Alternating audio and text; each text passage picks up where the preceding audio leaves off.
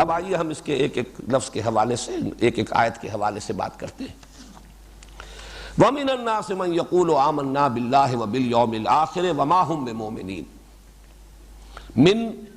تبعیضیہ ہے، لوگوں میں سے بعض ایسے بھی ہیں۔ چونکہ یہاں ناس کا لفظ پہلی مرتبہ اب آ رہا ہے قرآن حکیم میں، جو اب ہم نے دوبارہ پڑھنا شروع کیا ہے، تو اس کی بھی تھوڑی سی وضاحت میں آپ کے سامنے کر دوں۔ انس اور انسان، جس کے لیے یہ اسم جمع ہے الناس، اس کے بارے میں تین آراء ہیں کہ اس کا اصل مادہ کیا ہے۔ ایک رائے یہ ہے کہ یہ نسیان سے بنا ہے، بھول جانا، اور یہ رائے حضرت ابن عباس رضی اللہ تعالی عنہما سے مروی ہے۔ سُمِّيَ إِنسَانًا لِأَنَّهُ عَهِدَ إِلَيْهِ فَنَسِيَ، یہ سورہ طٰہٰ میں ذکر موجود ہے کہ ہم نے آدم سے ایک عہد لیا تھا لیکن وہ بھول گئے، فنسی۔ تو اس سے یہ افعلان کے وزن پر انسیان اصل لفظ ہے، جس میں سے ایک یہ جو ہے درمیان میں سے حذف ہو گئی تو انسان بن گیا۔ ایک رائے یہ ہے، یہ مبالغے کا وزن ہے افعلان کے وزن پر۔ دوسری رائے یہ کہ یہ انس سے بنا ہے، انس باہمی محبت، معانست، ایک دوسرے کی طرف ایک دوسرے سے ایک قرب اور تعلق۔ انس تو یہ اردو میں عام معروف شے ہے، اور اسی سے یہ بات ذہن میں رکھیے کہ انسان کے بارے میں مانا جاتا ہے کہ یہ گریگوریس اینیمل ہے، یہ مدنی الطبع حیوان ہے، مل جل کر رہنا جو ہے آپس میں مانوس ہو کر، یہ گویا کہ اس کی طبیعت کا ایک حصہ ہے۔ تیسری رائے یہ کہ آنسا کا لفظ آتا ہے دیکھنے کے معنی میں، وَآنَسَ جَانِبِ طُورِ الْأَيْمَنِ نَارًا، حضرت موسیٰ علیہ السلام کے بارے میں آیا ہے کہ انہوں نے طور کے ایک طرف ایک جانب جو ہے آگ دیکھی،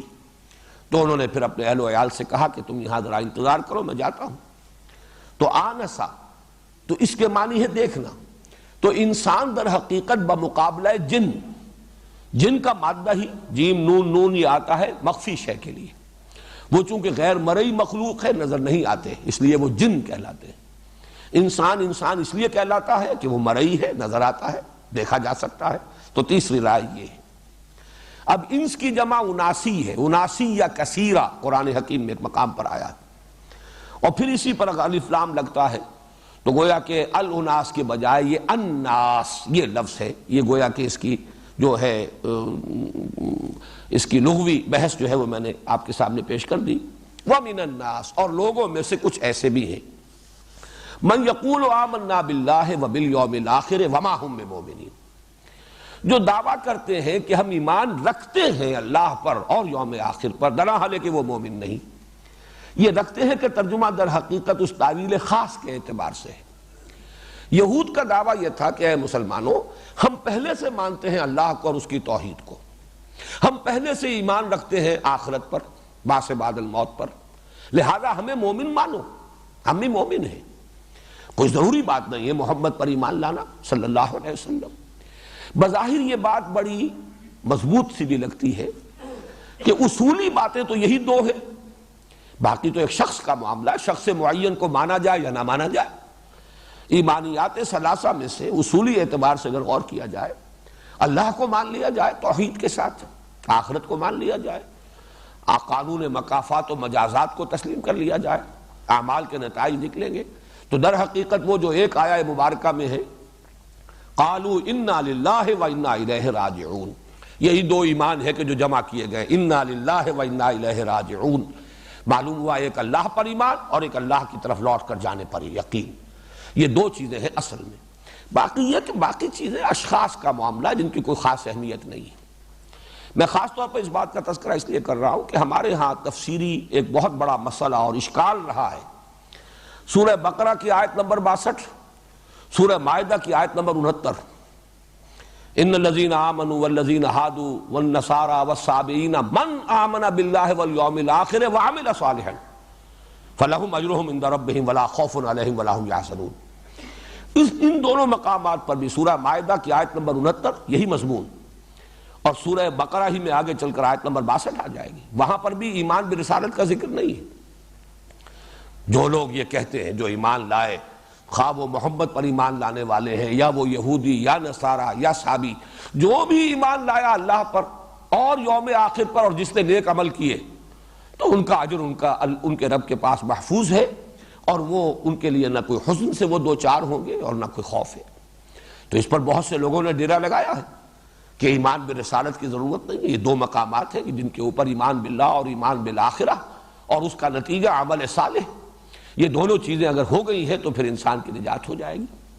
تو اس کے ڈانڈے ملتے ہیں یہود کے اس فکر کے ساتھ جو اس آیت میں آ رہا ہے، وَمِنَ النَّاسِ مَن يَقُولُ آمَنَّا بِاللَّهِ وَبِالْيَوْمِ الْآخِرِ وَمَا هُم بِمُؤْمِنِينَ۔ لوگوں میں سے کچھ وہ بھی ہیں جو کہتے ہیں، اس لیے میں نے ترجمے کیے تھے، یہ منافقین پر منطبق کی جائے آیت تو اس کا ترجمہ یوں ہوگا کہ لوگوں میں کچھ ایسے بھی ہیں جو کہتے ہیں ہم ایمان لے آئے اللہ پر اور یوم آخر پر، درحال کہ وہ ایمان نہیں لائے۔ لیکن اگر یہود کا قول، اور جیسا کہ میں نے عرض کیا زیادہ مناسبت معلوم ہو رہی ہے اس تعویل خاص کے ساتھ کہ یہود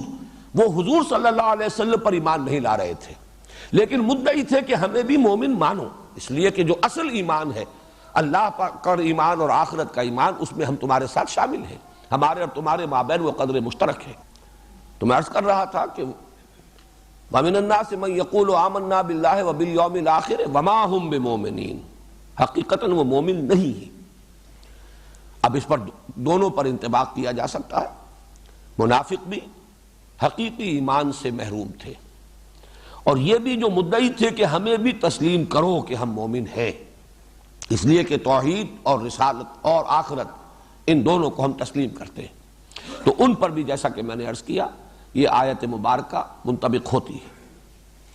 یخادعون اللہ والذین آمنوا، خدا کہتے ہیں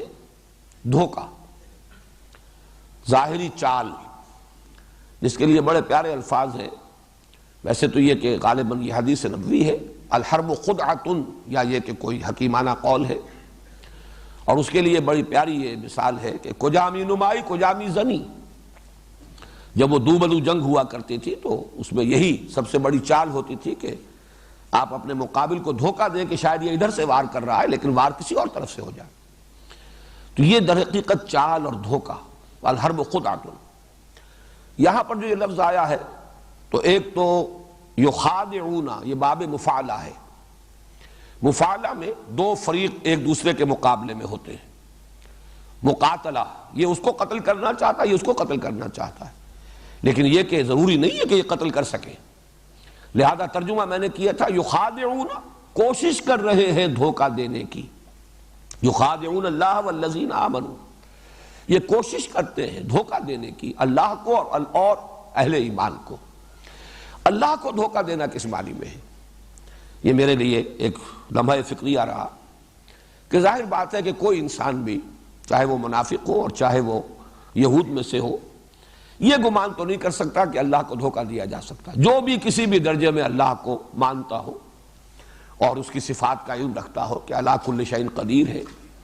وہ ہر چھپی بات کا جاننے والا ہے، میرے نزدیک یہاں مراد ہے رسول کو دھوکہ دینا۔ اللہ اور رسول در حقیقت دونوں مل کر ایک وحدت بن جاتے ہیں، بریکٹڈ ہے۔ اللہ کو دھوکہ دینا، رسول کو دھوکہ دینا در حقیقت اللہ کو دھوکہ دینا ہے۔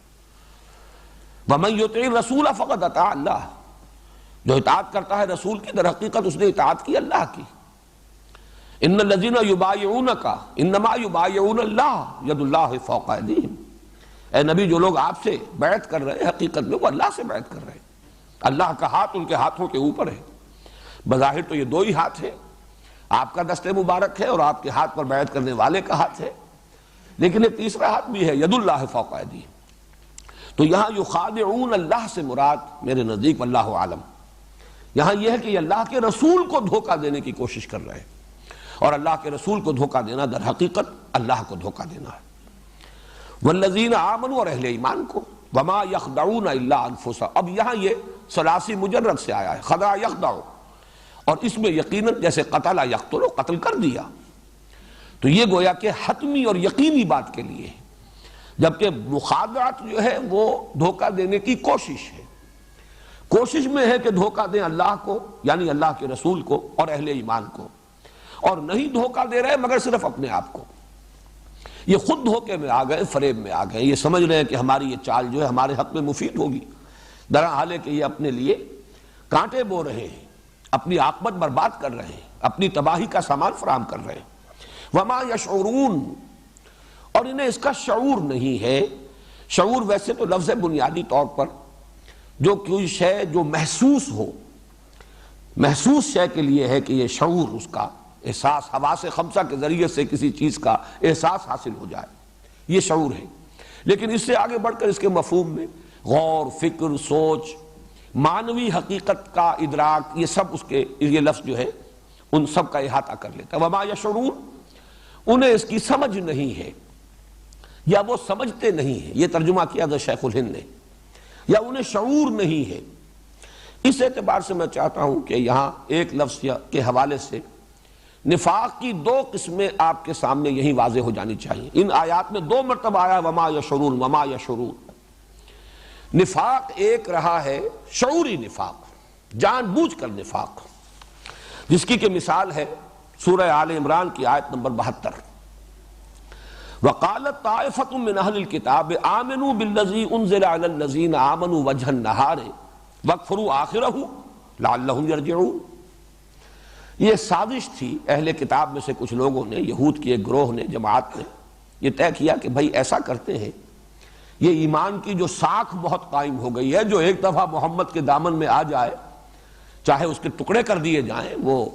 وہاں سے ہلتا نہیں ہے، کسی طرح بھی اس تعلق کو توڑنے پر جو ہے آمادہ نہیں ہوتا، ہر شے جو ہے قربان کرنے کو تیار ہے. تو یہ جو ساکھ بن گئی ہے اس کو توڑنے کا ایک ذریعہ ہے اور ایک شکل ہے. صبح کے وقت ایمان کا اعلان کرو، بھئی ہم بھی ایمان لائے قرآن پر، محمد پر صلی اللہ علیہ وسلم، اور شام کو مرتد ہو جاؤ. اور میں اس میں اضافہ کر رہا ہوں کہ یقیناً وہ پورا دن حضور کی صحبت ہی میں گزارتے ہوں گے تاکہ لوگوں پر یہ اثر ڈالے کہ بھئی ہم تو بہت قریب جا کر دیکھا ہے، کچھ نہیں، دور کے ڈھول سہانے ہیں، دور سے اچھے لگتے ہیں. ہم تو دیکھیے ایمان لائے تھے، ہم گئے تھے ان کی محفل میں بیٹھے، انہیں قریب سے دیکھ لیا، کچھ نہیں، کوئی حقیقت نہیں، اس لیے واپس آ گئے. لعلہم یرجعون، اس سے ہو سکتا ہے کہ وہ بھی لوٹ آئیں، ان کے دلوں میں بھی کوئی نہ کوئی شبہ تو پیدا ہو ہی جائے گا کہ بھائی یہ بڑے سمجھدار لوگ تھے، بڑے ثقہ لوگ تھے، اور یہ آئے تھے بڑے خلوص کے ساتھ، اور یہ کچھ پورا دن بھر رہے ہیں محمد کی صحبت میں صلی اللہ علیہ وسلم، ضرور کچھ نہ کچھ دیکھا ہی ہوگا نا. آخر یوں تو انسان نہیں ساتھ چھوڑتا، تو کچھ نہ کچھ شبہ کچھ نہ کچھ لوگوں کے دلوں میں تو ہم پیدا کرنے میں کامیاب ہو جائیں گے. اب ظاہر بات ہے کہ اس کا تجزیہ کیجئے کہ جس شخص نے اس سازش کے طور پر اس نے صبح ایمان کا اعلان کیا اور شام کو مرتد ہونے کا اعلان کیا، تو چند گھنٹے جو اس نے گزارے ہیں قانونی اعتبار سے اسلام میں گزارے ہیں. لوگوں نے یہی سمجھا یہ مومن ہوگا، ایمان لے آئے، لیکن انہیں یہ معلوم تھا کہ ہم یہ سب کچھ محض دھوکہ دینے کے لیے کر رہے ہیں. گویا کہ ایمان کی کوئی رمق کسی درجے میں بھی ایک لمحے کے لیے بھی ان کے دل میں داخل تو کیا ہوتی، ان کے قریب بھی نہیں پھٹکی، اس لیے کہ انہیں معلوم ہے یہ سازش ہے، یہ بہروپ ہے جو ہم بھر رہے ہیں، کسی درجے میں بھی ہم ایمان نہیں لائے، یہ ان کے علم میں ہے. یہ ہے شعوری نفاق. اکثر و بیشتر نفاق جو ہے وہ غیر شعوری تھا کہ لوگوں کو خود اندازہ نہیں ہوتا تھا کہ ہم منافق ہیں. وہ اپنے آپ کو سمجھتے تھے کہ ہم ٹھیک ٹھاک لوگ ہیں، ہم نے مانا ہے. البتہ یہ کہ کیا ضروری ہے کہ ہر بات مانی جائے، کیا ضروری ہے کہ ہر مرحلے پر جب پکارا جائے ہم حاضر ہو جائیں، کیا ضروری ہے کہ محمد کی ہر بات کو مانے صلی اللہ علیہ وسلم، بلکہ یہ کہ آخر دائیں بائیں دیکھ کر چلنا چاہیے، آگے پیچھے دیکھنا چاہیے، تحفظ جان و مال جو ہے وہ بھی ضروری ہے. اس اعتبار سے میں عرض کر رہا ہوں کہ مکی نفاق اس نوعیت کا تھا کہ جو لوگ ایمان لائے، اس لیے کہ پورے مکی قرآن میں صرف ایک سورہ عنکبوت ہے جس میں نفاق کا ذکر ہے، اور وہ ذکر آیا ہے آزمائشوں کے ذیل میں. سورہ عنکبوت کا آغاز ہی ہوتا ہے، وہ بھی الف لام میم سیریز کی صورت ہے. الف لام میم احسب الناس ان یترکوا ان یقولوا آمنا وهم لا یفتنون ولقد فتنا الذین من قبلهم فلیعلمن اللہ الذین صدقوا ولیعلمن الکاذبین. کیا لوگوں نے یہ سمجھا تھا کہ صرف یہ کہنے سے کہ ہم ایمان لے آئے چھوٹ جائیں گے، نجات ہو جائے گی، اور انہیں آزمایا نہ جائے گا، انہیں بھٹیوں میں سے گزارا نہ جائے گا، انہیں امتحان اور ابتلا کی کٹھالی میں سے گزرنا نہیں پڑے گا؟ حالانکہ ہم نے تو ان سے پہلے جو بھی آیا اس کوچے میں جس نے ایمان کا دعویٰ کیا ہم نے اسے آزمایا. وَلَقَدْ فَتَنَّا الَّذِينَ مِن قَبْلِهِمْ فَلَيَعْلَمَنَّ اللَّهُ الَّذِينَ صَدَقُوا وَلَيَعْلَمَنَّ الْكَاذِبِينَ. تو اللہ تو ظاہر کر کے رہے گا کہ کون سچے ہیں، حقیقی مومن ہیں، اور کون جھوٹ موٹ کے مومن بن گئے ہیں، جھوٹا دعویٰ ایمان کر رہے ہیں. اسی رکوع میں پہلا رکوع ہے یہ سورہ عنکبوت کا، آگے چل کر آتا ہے، اس کا تقابل کر لیجئے اس مقام سے۔ وَمِنَ النَّاسِ مَن يَقُولُ آمَنَّا بِاللَّهِ فَإِذَا أُوذِيَ فِي اللَّهِ جَعَلَ فِتْنَةَ النَّاسِ كَعَذَابِ اللَّهِ وَلَئِن جَاءَ نَصْرٌ مِّن رَّبِّكَ لَيَقُولُنَّ إِنَّا كُنَّا مَعَكُمْ أَوَلَيْسَ اللَّهُ بِأَعْلَمَ بِمَا فِي صُدُورِ الْعَالَمِينَ وَلَيَعْلَمَنَّ اللَّهُ الَّذِينَ آمَنُوا وَلَيَعْلَمَنَّ الْمُنَافِقِينَ۔ پورے مکی قرآن میں، مکی صورتوں میں صرف یہ ایک مقام ہے جہاں لفظ منافق آیا ہے۔ لوگوں میں سے کچھ ایسے بھی ہیں جو دعویٰ تو کر بیٹھتے ہیں ہم ایمان لائے اللہ پر، لیکن جب اللہ کی راہ میں اب ایذا پہنچتی ہے، تکلیف آتی ہے، مصیبت آتی ہے، امتحان اور آزمائش کی بھٹی میں سے گزرنا پڑتا ہے، تو وہ لوگوں کی طرف سے ڈالی ہوئی آزمائش سے ایسے گھبرا اٹھتے ہیں جیسے اللہ کے عذاب سے، پسپائی اختیار کرتے ہیں، حوصلے جواب دے جاتے ہیں، اعصاب ڈھیلے پڑ جاتے ہیں۔ فرمایا اور اگر تیرے رب کی مدد آ جائے، وَلَئِن جَاءَ نَصْرٌ مِّن رَّبِّكَ لَيَقُولُنَّ إِنَّا كُنَّا مَعَكُمْ، اگر سہولت کا وقت آ جائے تو یہی لوگ پھر آ کھڑے ہوں گے اور کہیں گے ہم بھی آپ کے ساتھ تھے، مال غنیمت میں سے تو ہمیں بھی حصہ ملنا چاہیے۔ أَوَلَيْسَ اللَّهُ بِأَعْلَمَ بِمَا فِي صُدُورِ الْعَالَمِينَ، تو کیا اللہ تعالیٰ خوب واقف نہیں اس سے کہ جو لوگوں کے سینوں کے اندر ہے، جہان والوں کے سینوں کے اندر پنہا۔ وَلَيَعْلَمَنَّ اللَّهُ الَّذِينَ آمَنُوا وَلَيَعْلَمَنَّ الْمُنَافِقِينَ، اور اللہ تعالیٰ تو ظاہر کر دے گا ان کو جو حقیقتاً مومن ہے، اور کھول دے گا، پردہ چاک کر دے گا ان کا کہ جو منافق ہے۔ یہ نفاق جو ہے، یہ یوں سمجھئے کہ ضعف ارادہ، قوت ارادی کی کمی۔ آدمی چلنا چاہتا ہے، ایک بات اچھی لگی ہے، بات اچھی ہے، صحیح ہے، دل گواہی دیتا ہے کہ حق ہے، چلو بھائی قبول کر لو، قبول کر لیا، لیکن اب آئی آزمائش، اب رشتے ٹوٹے، اب گھر سے نکالا جا رہا ہے، اب ماریں پڑ رہی ہیں، اب اعصاب ڈھیلے پڑ گئے، وہ عزیمت اور ہمت کی کمی، قوت ارادی کا ضعف، یہ ہے در حقیقت وہ چیز کہ جس کا تذکرہ کیا گیا ہے سورہ عنکبوت میں۔ مدینہ منورہ میں آ کر اس میں ایک اور شے کا اضافہ ہوا، جہاں شعوری نفاق بھی شروع ہو گیا، جیسے کہ اس مثال میں دے چکا ہوں، یعنی سازشی نفاق کہ محض دھوکہ دینے کے لیے ایمان کا اعلان کیا جائے، وہاں اس میں ایک اور چیز کا اضافہ ہوا۔ اب قبائلی سطح پر فیصلے ہو رہے تھے، ایک گھرانہ طے کرتا ہے کہ بھائی اب چلیو ایمان لے آؤ، ٹھیک ہے، جیسے کہ کہیں آخری دور میں جب کہ فتح آ گئی ہے، جب وقت آیا ہے، اور یدخلون الناس فی دین اللہ ورایت الناس یدخلون فی دین اللہ افواجا، فوج در فوج آئے ہیں، تو ظاہر بات ہے کہ ہر شخص کے دل میں وہ یقین والا ایمان تو نہیں داخل ہو گیا تھا۔ ایک قبیلے کی سطح پر طے کیا گیا کہ بھائی چلو اب ایمان لے آؤ چل کر، اب تو معاملہ ختم ہوا، اب اس نو یوز کنٹینیوئنگ ریزسٹنس، اب راستہ نہیں روکا جا سکتا محمد کا صلی اللہ علیہ وسلم۔ تو یقیناً اس وقت جو لوگ ایمان لاتے تھے ان میں مومن صادق بھی تھے، ان میں یقیناً منافق بھی ہوں گے کہ ٹھیک ہے اس وقت تو گردن جھکا لو، جب موقع آئے گا پھر دیکھیں گے۔ یہ گویا کہ وہ شعوری نفاق۔ اور کچھ ایسے لوگ بھی کہ جنہوں نے ٹھیک ہے بھائی سب بات تو اچھی ہے، چلو کوئی غلط بات تو ہے نہیں، بات تو ٹھیک ہے، دل گواہی دیتا ہے، فطرت کی بات ہے، ایمان لے آؤ۔ یہ لوگ کسی سنجیدہ فیصلے سے، انفرادی سطح پر سنجیدہ فیصلہ، سوچا سمجھا فیصلہ، یہ اور شے ہوتی ہے، اور ایک اجتماعی فیصلہ، ایک برادری کی سطح پر فیصلہ، ایک قبیلے کی سطح پر فیصلہ، اس میں شامل ہو جانا یہ دوسری بات ہے۔ اب ظاہر ہے کہ جب راستے کے اندر اب تکلیفیں آئیں گی، مصائب آئیں گے، تو پھر قدم ڈگمگائیں گے۔ تو یہ بھی ایک نفاق کی شکل تھی کہ جو مدینہ منورہ میں پیدا ہوئی۔ وہ سورہ حجرات کی آیت ذہن میں لے آئیے، قالت الاعراب آمنا قل لم تؤمنوا ولكن قولوا اسلمنا ولما يدخل الايمان في قلوبكم وان تطيعوا الله ورسوله لا يلدكم من اعمالكم شيئا ان الله غفور رحيم۔ یہ بدو کہتے ہیں ہم ایمان لے آئے، اے نبی ان سے کہیے تم ایمان نہیں لائے ہو، صرف یہ کہو کہ ہم مسلمان ہو گئے، ہم نے اطاعت قبول کر لی، ہم اسلام لے آئے، اور ابھی تک ایمان تمہارے دلوں میں داخل نہیں ہوا، لیکن اگر تم اللہ اور اس کے رسول کی اطاعت کرتے رہو گے، یعنی اگر دھوکہ تمہارے پیش نظر نہیں ہے، چاہے ایمان حقیقتاً ابھی دل میں داخل نہ ہوا ہو، لیکن اگر اطاعت کرو گے یہ ایمان بھی دل میں داخل ہو جائے گا، اس لیے کہ عمل سے بھی ایمان پیدا ہوتا ہے، اور اللہ تمہارے اعمال کے اجر و ثواب میں کوئی کمی نہیں کرے گا۔ لیکن جان لو حقیقی مومن کون ہے، انما المؤمنون الذین آمنوا باللہ ورسولہ ثم لم یرتابوا وجاہدوا باموالہم وانفسہم فی سبیل اللہ اولئک ھم الصادقون۔ حقیقی مومن تو وہ ہے جو ایمان لائے اللہ پر اور اس کے رسول پر، پھر شک میں ہرگز نہیں پڑے، اور انہوں نے جہاد کیا اللہ کی راہ میں، کھپا دیے اپنے مال بھی اور اپنی جانیں بھی۔ صرف یہی ہے سچے مومن۔ تو یہ ہے در حقیقت نفاق کی مختلف صورتیں جو وما یشعرون کے لفظ کے حوالے سے میں نے چاہا کہ یہیں پر واضح ہو جائے۔ فی قلوبہم مرض فزادہم اللہ مرضا ولہم عذاب علیم بما کانوا یکسبون۔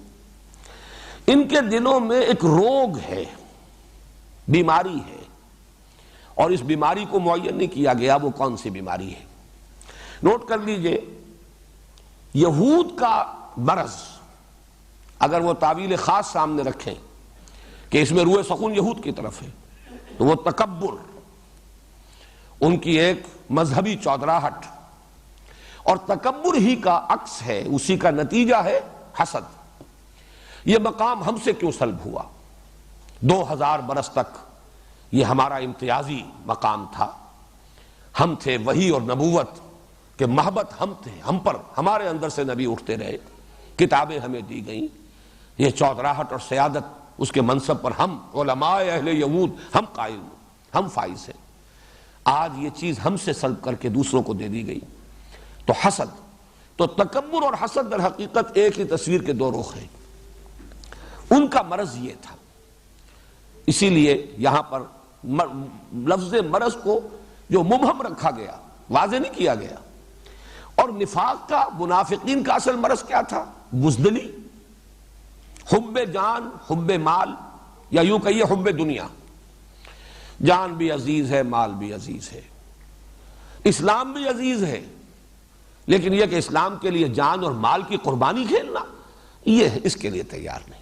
ہو جائے کچھ خود بخود ہو جائے، آپ سے آپ ہو جائے۔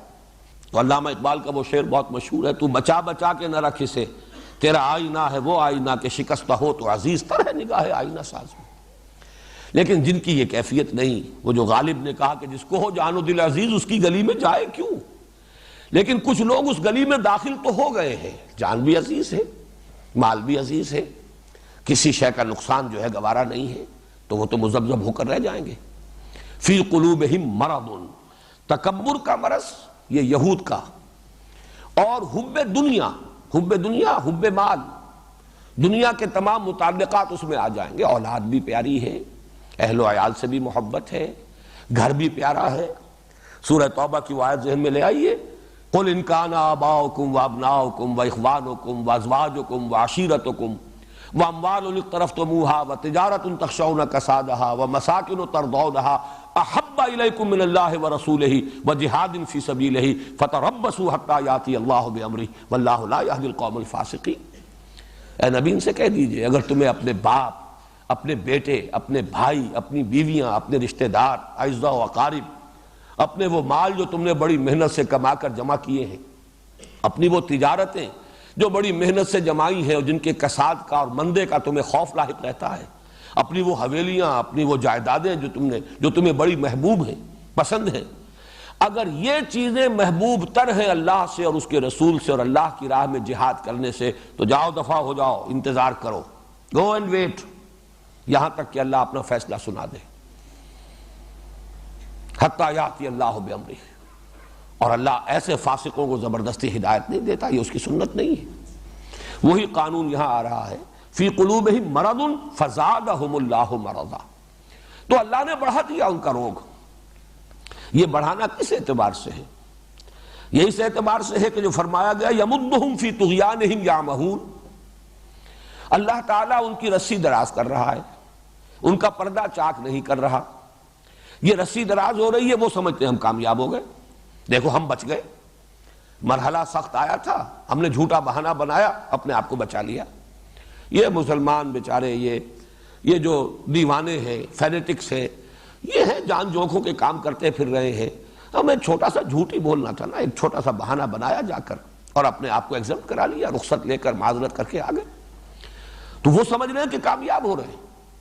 در حالانکہ وہ اپنی عاقبت برباد کر رہے ہیں۔ فزادہم اللہ مرضا، یہ جیسے جیسے رسی ڈھیلی کی جا رہی ہے، ڈھیل دی جا رہی ہے، ان کا مرض بڑھ رہا ہے۔ یہی وہ قانون ہے جس کی آخری شکل وہ ہے جو کہ آ چکی ہے پہلے رکوع کے آخر میں، ختم اللہ علی قلوبہم، قانون ہدایت و ضلالت یہ ہے کہ اللہ تعالیٰ نے انسان کو چوائس دیا ہے، فری چوائس انسان کا ہے، نیکی اور بدی کی تمیز دے دی، خارج میں بھی داعیان حق بھی ہے اور داعیان شر بھی ہے، داعیان خیر بھی ہے، داعیان شر بھی ہے، انسان کے اندر کسوٹی بھی ہے، عقل کی بھی ہے، اور نیکی اور بدی کی تمیز فَأَلْهَمَهَا فُجُورَهَا وَتَقْوَاهَا وہ بھی ودیت کر دی گئی۔ اب دیکھو جدھر جانا چاہتے ہو جاؤ۔